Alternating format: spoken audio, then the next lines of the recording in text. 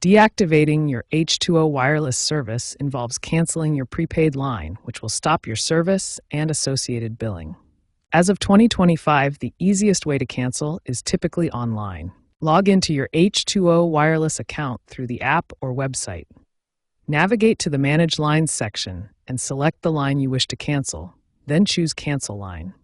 You'll likely need to confirm your identity using your account PIN or via SMS. Alternatively, you can call H2O Customer Service at 1-800-643-1469. A customer service agent will guide you through the deactivation process, which should take only a few minutes. You can also visit a physical retail partner such as Walmart or Best Buy to deactivate your service, but online or phone methods are usually more efficient.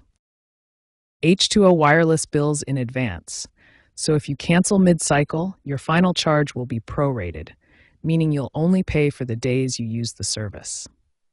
Unlike postpaid plans, there are no early termination fees. You might encounter charges for things like a lost SIM card replacement or any data overage fees you've incurred.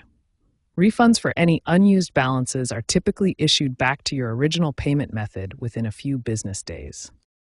You have options regarding your phone number when deactivating.